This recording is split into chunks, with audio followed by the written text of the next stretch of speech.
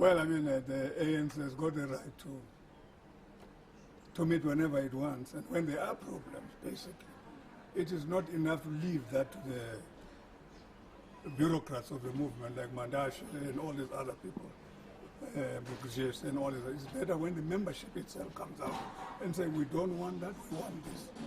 And that is what is very important. Now that they see that there are problems that exist within the ANC, and to say to you openly, very clearly, we lost the election. And everybody is continuing to ask, so what is going to happen to us next year, 2 years? And we might lose them. Because even these elections, these that are coming, we try to tell the ANC as individuals and as small little former members of the ANC, that you are losing the support of the people, especially the working class in South Africa, and more importantly in Gauteng. And they said, when we heard that, we were told, no, you'll come back and talk. It never happened, the election. But now they don't want to accept the fact that there's some change that is necessary. They have to talk to the members of the ANC. They have to talk to the people of South Africa and to tell them they are still on the right way. And this is the main thing that we, I've not called for any conference, but I would support that. It's part and parcel of the democracy that ought to be exercised by the national executive of the ANC. What form would that conference take in your mind? Should it be consultative or elective? Are we at a point where the entirety of the leadership of the ANC should rather say, you know, we're actually putting even our mandate on the table to say, once we've done the consultation and reflected on why we are where we are, also reflect on whether you still need us to continue to lead you to 2017? Yeah, that's a very difficult one, yeah? Because people would think that because I'm no more there, but the reality is that to a very extent, the NEC of the ANC is not flowing in the same way that the people of South Africa want it to flow. It is no more articulating what our people want presently. So it might be good if it was an elective one, whereby we can remove everybody. Not only everybody, but also, you know, in the provinces and everywhere, including the top 6 and everybody. And we start afresh as a people, as an organization. And we build the organization from the same level that we had built it after Morogoro and after Kabwe. You touch on an issue of self-enrichment. Of course, you talk about the focus being on running a government, yeah, but also the other challenge being that there is a problem of self-enrichment. How deep does that go? Well, I'm not a specialist on that, but it's quite obvious. There's a lot of corruption that is taking place. And at the beginning, I remember 1995, when I was Minister for Public Service. And they came and they asked, one journalist came and asked me, why is there so much corruption? So I said, where did you see corruption? And there was none. And I thought so, there was none. But hardly 2 years later, I found that no, they are through. It was through. And this has continued right through up to the present moment, especially in the provinces. What makes it continue, though, Dr. Skweyiya? Is it a sense, the NEC, when it did a reflection just recently, part of the analysis recently was we are seen as being soft on corruption and being tolerant of corruption. Is that your reading? Yeah, to a certain extent, yes. Yes, we are not doing enough to cut down the corruption that is there within government and within society as a whole, especially in the economic field and every other thing. We are more interested in ensuring that the government moves forward without looking exactly how does it move from one point to the other. What did you make of the ANC deciding to drop its probe into state capture after it called for members to come forward with information and only 1 or 2 actually came forward? Were you satisfied with the way that that probe was dropped by the ANC? Well, I don't think the ANC was fair in the fact that it just closed everything all of a sudden when only 1 or 2 people came forward.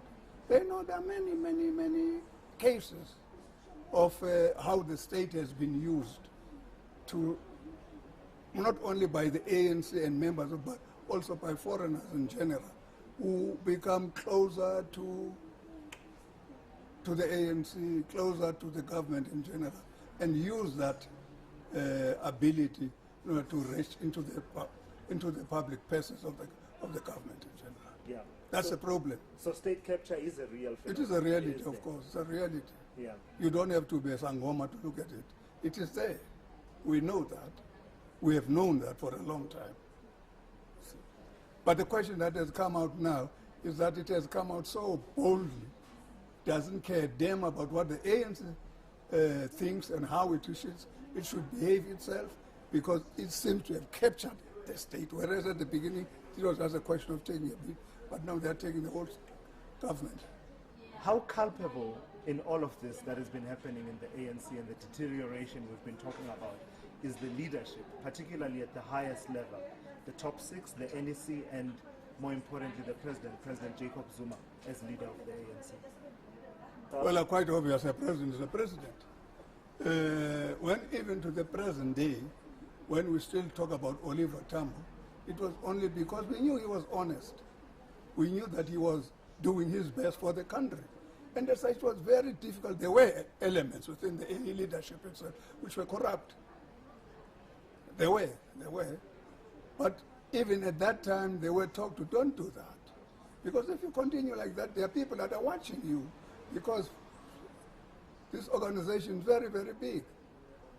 And that is a problem, but now there's nothing. The National Executive Committee comes in and issues statements that are completely against to say that there is a possibility of corruption within the ANC and within government in general. How has President Jacob Zuma acquitted himself as leader of the ANC? Coming in 2007 when the ANC was looking for, it should not have been. It should not have been there. It should not have been there if it was raised at the beginning, because quite some of these problems that will he be able to do to keep the ANC at the level that it was at that time? But unfortunately, it has not happened like that. He has not been able to keep... No, he has not been able to a very much extent. He has not moved in the same manner that we expected him to move on. Let me ask you, should President Jacob Zuma step down as leader of the ANC? Well, I think he should examine himself. Why should people say that he should step down? Because, quite obviously, you don't have to be a European. In many European countries, if you lose an election like this, like we have lost, we've lost the main sense, the main heart of South Africa. That is the Western Cape and Gauteng, and very much the other side in the Port Elizabeth. All those are workers. All those are workers. That is where our middle class comes from in general. In fact, that is where we've all congregated, and then we have to ask ourselves, as the ANC, are we doing well? It's quite obvious we're not doing well. We're not doing well. Let me ask you, Dr. Skweyiya, and we're almost done with this interview. You've been in the ANC, you've dedicated much of your life to the ANC. When you look at the ANC today, what does it do to you that the ANC finds itself in this state? The organization that you spent so much time... Well, that's a painful thing that everybody is asking. Some of the comrades that are here, that majority of our lives, in fact, all our youth was spent and lost within the ANC. But today we have very little influence on how our policies of the ANC are being carried out one way or another. There is no possibility that has been open. None of us want to be in the NEC. I doubt. But you see no way in which you can be able to influence the thinking of our leadership in government in general. I don't want even to tell you that 2 or 3 times I've been thrown out of what you call a shell house. Lutuli house, yeah, by young boys I did not know. They didn't allow me to get in, so I decided I'll not go there anymore. So, because I complained many times, Nobody, they just laugh, ha ha ha ha, they don't know you. Why should I go and say, I'm Sola Skweyiya? Of course, if you get inside, they must go through the necessary security in general. But for them, they just say, no, you can't see him. It's quite obvious. Dr. Skweyiya, do you believe that a conference akin to Morogoro would act as a refiner's fire and perhaps produce a better ANC at the end of the process? Is that possible? It's possible, depends. It depends on how it is being organized and who comes to it and who speaks and who leads it. Quite to a very much extent, I doubt if the top 6 that we have now has the power to influence the great majority of the ANC. I doubt. Someone said, Dr. Skweyiya, didn't you, as the ANC general membership, foresee? You know these people who are in the NEC right now and in the top. We were never, we're paged out. How come you did not see that it would? No, we're paged out. Inevitable. If you have been paged out of the organization, it's quite obvious they think you still want to be inside there. They know that you left when you didn't want to leave. You get my point? So whenever you want, they think that you are trying to get into the organization. And so quite obviously, even these so-called leaders now, you see how they react in general to the ANC as a whole. You get my point? It is, they are very hostile, actually. Very, very hostile. They want to show you today with what power. Who are you? So do we have to humiliate ourselves to go to that? No, you don't have to do that. 2 quick questions. If you had to advise. Advise who? That's a problem. That's the question I'm asking. Advise who? Here I am. I don't even know when the ANC is. If you were to give advice to, the ANC generally, the leadership of the ANC, about what needs to happen between now and 2019 to halt this decline and this loss of confidence that you speak of among the people of South Africa, what would need to happen for the ANC to, clean up its act before 2019 and ensure that it performs better and regains its position among the South African people? Well, the question, most more than any other thing, is the main question.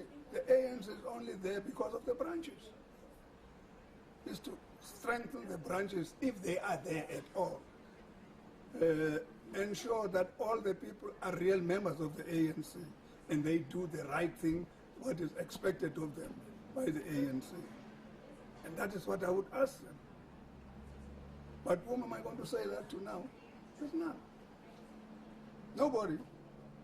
They're just floating above us. There's nothing you can say. So, final question. If you look at the ANC in the next 2 years, going to 2019... Unless something new. Are you filled with hope or despair? No, I don't have any hope. But I'm not despairing, but I don't have any hope whatsoever. But I'm not despairing. There might be some brave people who can be able to talk to these strong men. And I think to a certain time the women too, that this is not the right way you are leading our people into. People are talking about the way forward. They are very, very clear they are not going to the DA. But they are not sure where the ANC is going to be. And to a very much extent, some of them, the young ones, they look more important. Let them go into the EFF. Make the EFF to understand the situation in South Africa, so that it should be able to effect what is expected of them as a movement in general. Unless the ANC does that, so far it has strengthened itself and it purges itself of all the money mongering. I don't see any possibility.